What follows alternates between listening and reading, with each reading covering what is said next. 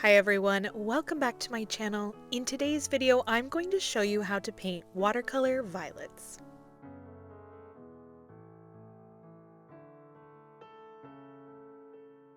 Violets are one of the birth month flowers for the month of February, and I can't wait to paint them with you, so let's get started.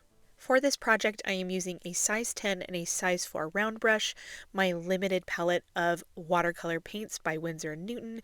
I'm using cad yellow, quin magenta, cerulean, indigo, and sap green, and then I'm also using a piece of Arches 140-pound cold press cotton paper.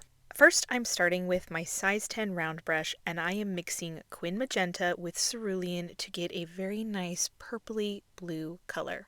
I did a ton of research on what a true violet actually looks like because there are a lot of flowers in the violet family, including pansies, which can look completely different than what I found is considered true violets. So I have a little reference picture here at the bottom, and what I found is true violets have 2 petals that point upward and 3 petals that point downward, and that usually distinguishes them from most other flowers in the violet family. I chose my larger round brush for this petal shape because it really can create the petals very easily without a whole lot of brush strokes.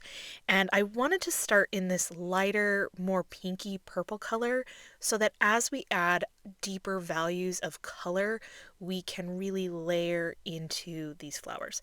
So I'm trying to start with the main general shape. This flower is going to be one that is pointing towards us, so we get a really good view of what a violet flower looks like. And I have 2 petal shapes at the top, 3 petal shapes at the bottom, and now I have mixed together a darker value of pigment with magenta and cerulean, and I'm going to start tapping that in to give it some interest while it's still wet. A little bit goes a long way. I wanted to focus most of that color into the top petals so that the rest of the flower dries pretty light and we can have a representation of our light, medium, and dark values. For this flower here on the left, I wanted it to look like the flower was pointing to the left side, and so the flower petals on the right side of the flower are actually going to be flatter. We're going to elongate them so that it looks like we are seeing them from more of the side. So all of these petals on the left are going to be big and full, and then just adding more of an elongated shape to the petals on the right really makes it look like we're seeing this flower more from the side than straight on like the previous flower.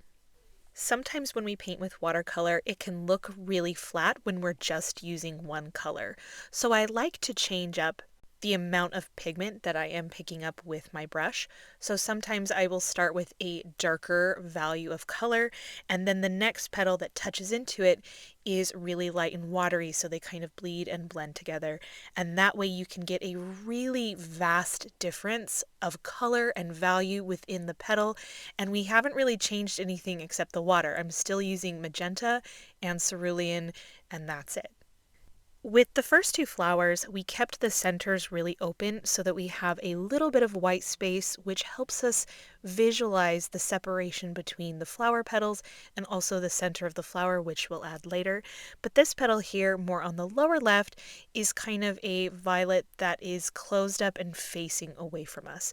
We're going to paint some buds and some other flowers that aren't going to have a center as well, but anytime you want to see a center or you want to place a center later, try to keep a little bit of that area open because it gives us such a good separation between all of the parts so that we can add the center later, and the white space just gives us a bright highlight.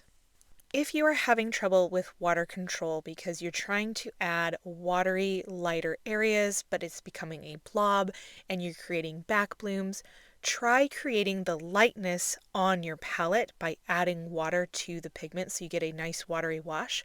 And then you can tap your brush onto your paper towel, release all of that water, and pick up that light color again. It will be way less blobby and you'll get the light value that you're looking for. Currently, I have a dark pigment mixture of the magenta and the cerulean, and I was adding details to this upper right flower, and all of my flowers are still wet, so I decided to tap in some of that deeper, darker color to get even more of a bleed and more of a bit of contrast.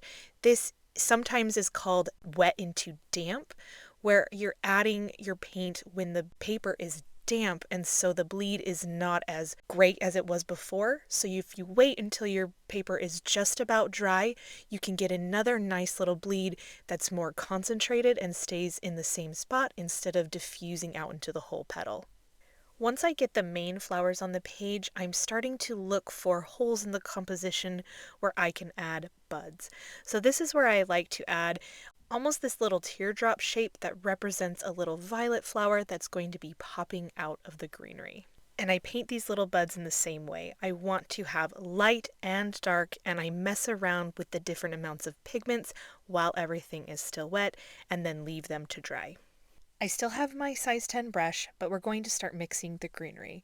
I am mixing cad yellow with sap green to get a pretty thick consistency, but that's still pretty bright and light, and the main base color for these leaves. Violets have these big, almost heart-shaped leaves that have a little bit of a rough edge to them, so it's kind of fun. You get to kind of mess around with the different shapes. Very rounded, again, like I said, they are big, more towards the base, closer to the flower, and then they come to a point kind of like a heart. I like to leave the center of the leaf open. It kind of represents the separation between two halves of the leaf and the vein that goes down the middle. Before these leaves completely dry, I'm going to pick up some indigo, mix it into my green, and then tap that into the leaves while it's still wet. I like to focus on that center vein and some of the edges to make it look really natural and like there's different kinds of shadows and interest within the leaf. I think the more you add interest and color and contrast into a leaf while it's still wet and can blend together, the easier it is to make those different light, medium, and dark values look really organic and natural in a leaf, because there's not a lot of layers. They're pretty flat in general, and so it's a little bit harder to make it look normal adding those layers later after it's dried. At this point, when I start adding some of the greenery coming off the flower, I'm starting to realize that I need to switch from my size 10 to my size 4, not necessarily because I can't use the tip of my size 10, but it just holds too much paint and water, and I don't want this greenery to be super blobby. So after I add this chunkier part of the green, I do switch to my size 4 because I'll be able to get the really nice thin green stems that I'm looking for.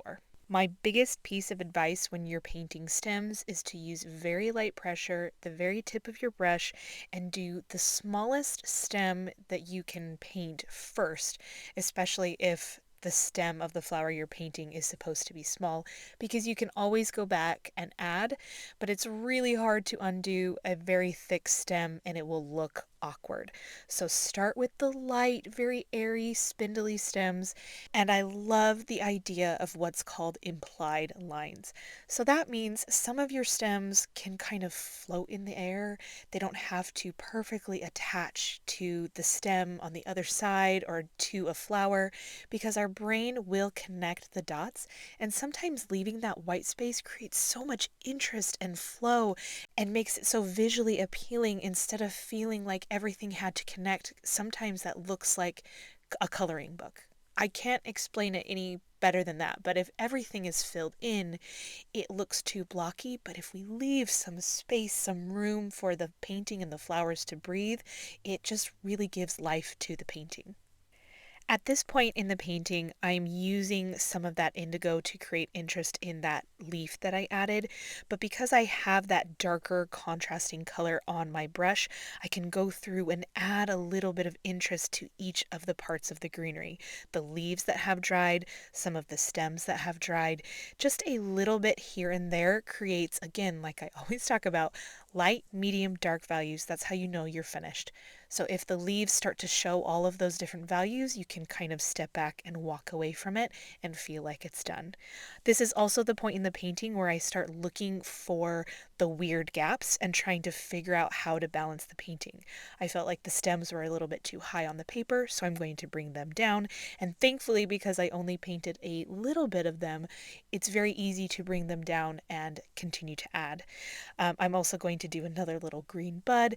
Just again, those same teardrop shapes that I did with the flower buds, you can do with the green buds, and you can add so many different green buds to create texture and balance in the painting. I also like to add leaves, even if I'm at the very end of the painting and I've added all of my different layers. You can always add another leaf if you feel like the balance is off, and it doesn't have to be a big main leaf. We can kind of tuck it in under a flower and it can be a little bit smaller. Just follow the same basic principles that we did with the other leaves, starting lighter, adding that darker contrast in to let it blend, and then when it's dry, see if it needs another layer.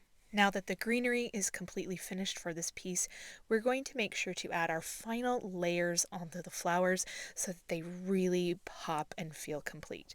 So I just mixed up, again, some magenta and the cerulean, and we can start getting a little bit heavier into the magenta so we have a little bit more contrast. It's a little bit darker, a little bit brighter, but even if you didn't, watercolor is a layering medium, so because our flower petals have dried, anything we layer on is going to be darker. When I'm adding these final details in darker pigments of magenta, I am looking to add shadow.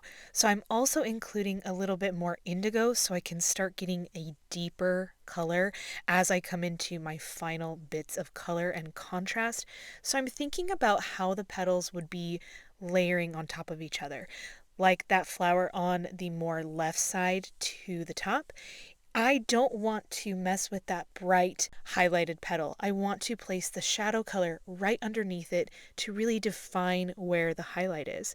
Same with the first flower that we painted. We want to have shadows and deepening of color and interest in places that make sense. So try to focus it on where there would be shadow and then even around the center. And then you could do maybe a little bit of frills on the edges and things that are maybe a little bit more fun, but try to focus it on areas that make sense to you, where there would be shadow and where there would be contrast.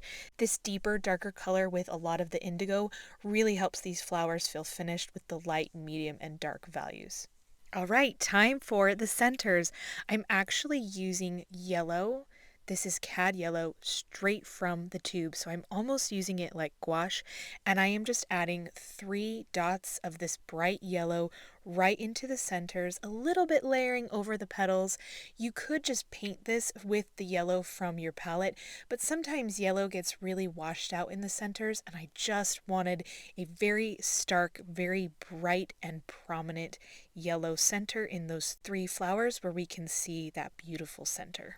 Now everything is finished. Don't forget to add February along the bottom if you want to, and the name of the flower, which is violets.